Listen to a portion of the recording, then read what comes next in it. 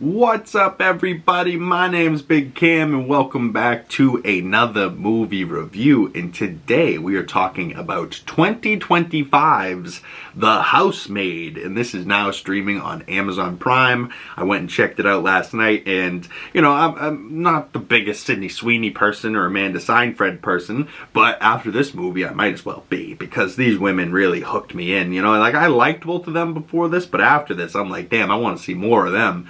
And like for most of the movie, you're like poor friggin' Sydney Sweeney, Millie's character, this poor innocent girl, and you know, Amanda Seyfried's character's a nutbag and just making her life a living hell. But then a twist happens and you're like, wait a second, maybe Amanda Seyfried's character isn't so crazy, and maybe Sydney Sweeney's character ain't so innocent. And then you're like, wait, Brandon Sklenar, oh god, watch out, brother. Oh wait, you're crazy too, ah! You know, like, dude, it's got some twists in it, but it was like the perfect amount of like suspense and like keeping you engaged, but not scary for the sake of scary. There's no like jump scares for no reason. There's no like haunting, you know, scariness, you know, like it's just tension where you're like, oh shit, they're doing something they're not supposed to be doing. Uh-oh, and she just got home. They're gonna get caught. Uh-oh, you know, like it's tension, and it's super tense, and there's like tension in the air, so much so you could cut it with a knife. Then, oh, like, it's really good. And then the ending had me also like, okay, you know, and maybe it's not a really good movie, but maybe it's just much more than I was expecting. So I liked it. You know, I don't know why I liked it, but I did. But this is director Paul Feig, and I do like his work. He's done things like Bridesmaids. He did A Simple Favor with Anna Kendrick and Blake Lively, and then recently in 2025 as well, he did Another Simple Favor in the sequel to that, following it up. He also did things with Melissa McCarthy like Spy and the Ghostbusters Answer the Call in 2016, the all-female Ghostbusters. So it seems like Paul Feig has done a little bit of work that I like, and he also did, he did The Heat. Oh, he did The Heat with Melissa McCarthy and Sandra Bullock. That's hilarious. Oh, he did Jackpot in 2024 with John Cena and Awkwafina and Simu Liu. That was kind of funny as well. So he's done some interesting work. I like your stuff, Paul Feig. Good for you, brother. But just to say the little synopsis here that Letterboxd has, it says, discover what lies behind closed doors. Ooh. Trying to escape her past, Millie accepts a job as a live-in housemaid for the wealthy Nina and Andrew Winchester. But what begins as a dream job quickly unravels into something far more dangerous. A sexy, seductive game of secret, scandal, and power. Ooh. Ooh, you know, yeah, it's like, it's raunchy, it's naughty, but they're like trying to like get one over on each other and have power over each other, and like little things, like she drops a plate because this guy scares her and he fucking traps her and like makes her cut herself because of this dropped plate that he didn't even really give a shit about. Like, he just wanted the power over her, and it's like, dude, you just got this new girl, like, talk about like love bombing. This was a different type of fucking love bombing. It was like, hey, hurt yourself for me. And then, you know, but it was all just a plot, you know, getting into some more spoilers for it. If you don't want to know spoilers, go check it out on Amazon yourself. But yeah, Brendan Sklenar was not such a nice boy after all. And it turns out Sydney Sweeney's character, Millie, was not so nice after all either. She had gone to prison for, you know, her college roommate or something was being raped, and she killed this guy. And probably could have just hit him, knocked him out, but she kept going and killed him. And, like, the guy deserved it, but her roommate, for whatever reason, didn't say anything. You know, like, when, you know, it wasn't like the guy was raping me and she protected me, just, like, let her go to jail, and she had to, like, plead guilty, served 10 years on a 15-year sentence, got out for good behavior, but is on parole, so she can't run because she's on parole. She needs a job, she needs a place to stay, or she goes back. You know what I mean? Like, parole is a tough bitch.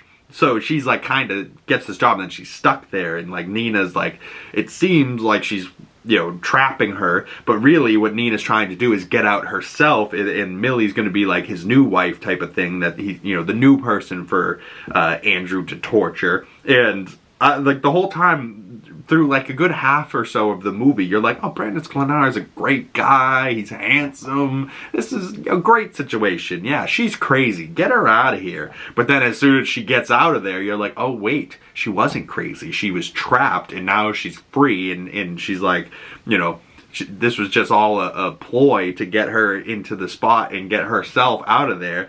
But as soon as she does, you know, she goes to her daughter, and then her daughter's like, I think we should go back for Millie, you know, like, we shouldn't leave her there with him type of shit. You know, even the daughter knew that Andrew was really the problem. But also there's people like Michelle Monroe playing Enzo in here, and he doesn't have too big a character. I felt like they could have used him a little bit more. Elizabeth Perkins is the mother. I feel like I recognize her name quite a bit. And then there was some other women that were like the PTA group that were all just a pain in the ass. But the real, like, you know, big three are Amanda Seyfried, Sydney Sweeney, and Brandon Sklenar. And also Brandon Sklenar, very tall, very jacked guy, very strong mustache, strong jaw.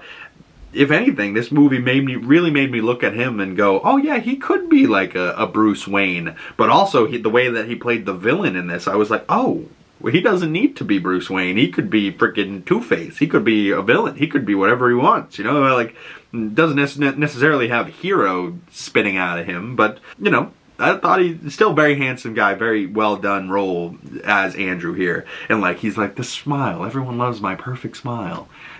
You know, like, the way he's doing it in the mirror, and then like to get back at him for, you know, to torture him the same way he tortured them. Sydney Sweeney's like, here's some pliers, pull out your front fucking tooth, you asshole. You know, and then luckily they end up working together in the end a little bit, and he ends up not alive.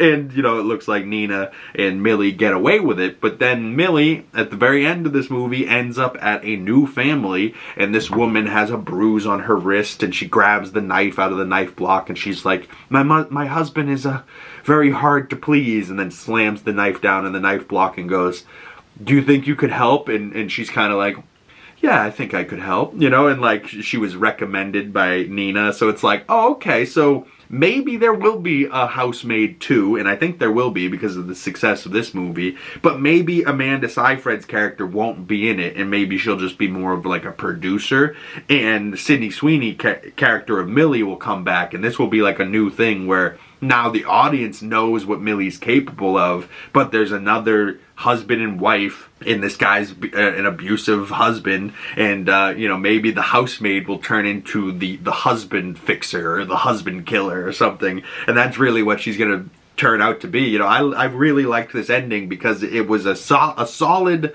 satisfying ending, but it also teased the potential future of what could be happening with these characters that I liked quite a bit. You know, like, I either like something to really close the door and end the book satisfying, or satisfy me in the way where you're teasing there might be more to come in the future, which I do also love, you know? So that part of it I really was kind of here for, and I was like, oh my god, you know, my brain just immediately blew up with brainstorming ideas like, oh my god, she could be at a different person's house and helping this woman, and sure, because of this ending, she might have to be the woman that's in the marriage, but they didn't show the husband, so the husband, they could get anybody. They could get Ethan Hawke, they could get Tom Cruise, they could get George Clooney, they could get anybody, you know what I mean? And then whoever that husband is the new Brandon Sklenar, and she's gotta fucking maybe woo him over, but also, you know, figure out what he's doing that's dirty to his wife, and then every time he abuses his wife, she goes in and fucking kills him. You know, like,